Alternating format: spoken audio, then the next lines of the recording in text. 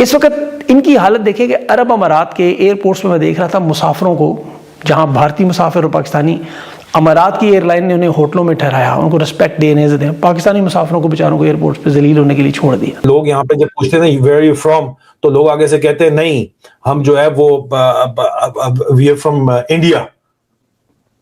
पाकिस्तानी कहते थे we are from India. Saudi Arab ने पाकिस्तान से मदद मांग ली है। पाकिस्तान इत्तेहादी है सऊदी अरब का, तो उस इत्तेहाद का पहला नतीजा ये निकला कि सऊदी अरब ने पाकिस्तान को सपोर्ट के लिए बुला लिया। साथ में दुबई की गवर्नमेंट ने कुछ ऐसा किया जो मैंने जिंदगी में नहीं देखा है। जितने यहाँ पर लोग हैं, 20,000 से ज़्यादा लोग हैं जो ओवरस्टे कर रहे हैं, उनके वीज़ाज कैंसिल हो गए। सऊदी अरब पाकिस्तानी फौज मांगता है तो पाकिस्तान को मक्का मदीना की हिफाजत के लिए डेफिनेटली अपनी फौज को सऊदी अरब भिजवाना पड़ेगा। ये जब जाके पाकिस्तानियों को रिप्रेजेंट करते हैं तो यार क्या आपको लगता है कि हम डू वी फील प्राउड?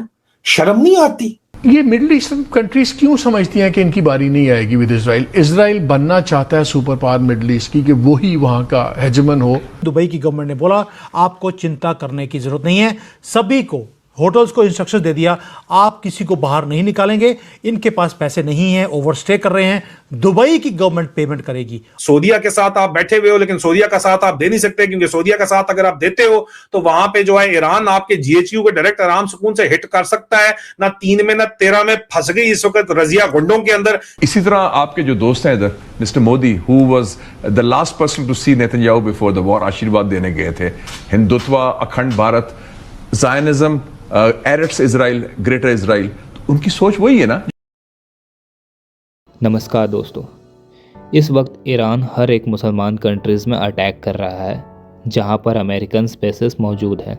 फ़िलहाल अभी तक पाकिस्तान ईरान से बचा हुआ है, जबकि ईरान को सबसे पहले पाकिस्तान को ही निशाना बनाना चाहिए था। दोस्तों, यूएई, सऊदी अरब, कुवैत जैसे गल्फ़ कंट्रीज़ में कई सारे इंडियंस रहते हैं जो इस वक्त वहां फंसे हुए हैं। अब जिस तरह इंडियंस वहां फंसे हैं, उसी तरह कई पाकिस्तानी भी वहां फंसे हुए हैं। लेकिन इसी बीच खुद पाकिस्तानी मीडिया एक खबर दे रहा है कि वहां फंसे लोगों में पाकिस्तानियों को कोई फैसिलिटीज़ नहीं दी जा रही है, जबकि इंडियंस को बहुत ज़्यादा मदद और सुविधाएं दी जा रही है। दोस्तों, यही फ़र्क है एक इंडियन और पाकिस्तानी होने में।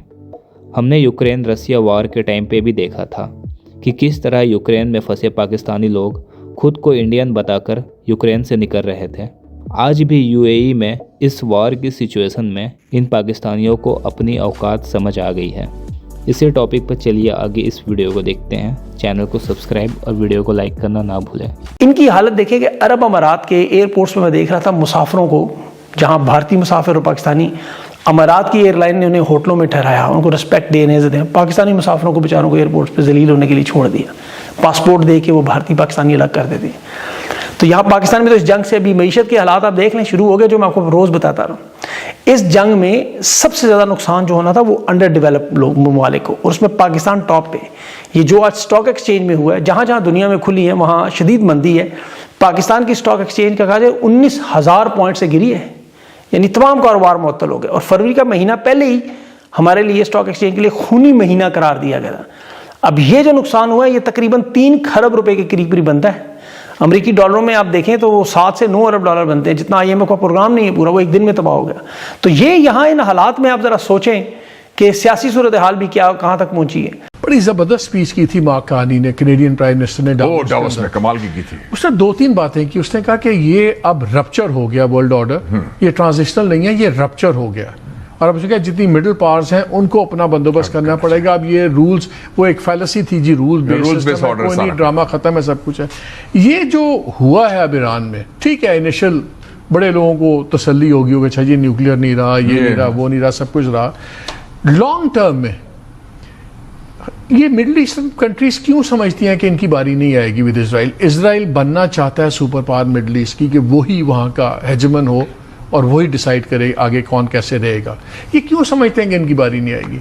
हकबी ने क्या कहा है, जो अमेरिकन एम्बेसडर है, हाँ, who is a Christian Zionist, उसने कहा कि उनका हाइट राइट है, बिब्लिकल राइट है, बिब्लिकल राइट है। हाँ, यूफ्रेटिस और नाइल के दरमियान सारी जमीन ले, और बिब्लिकल राइट है, ये resorted to the Bible and they believe in that. The Christian Zionist are even worse than the Jewish Zionist.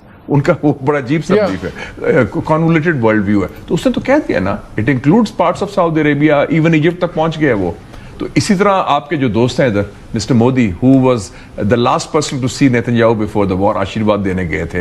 Hindutva, Akhand Bharat, Zionism, Eretz Israel, greater Israel, उनकी सोच वही है ना। लेकिन साथ में दुबई की गवर्नमेंट ने कुछ ऐसा किया जो मैंने जिंदगी में नहीं देखा है।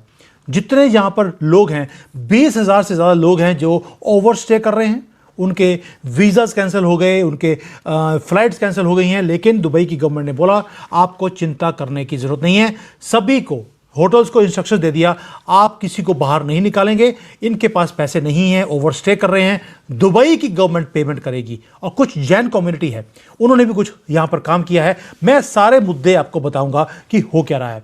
अभी अभी जो दुबई का स्काई है उसके अंदर दोबारा से अटैक होने शुरू हो गए हैं।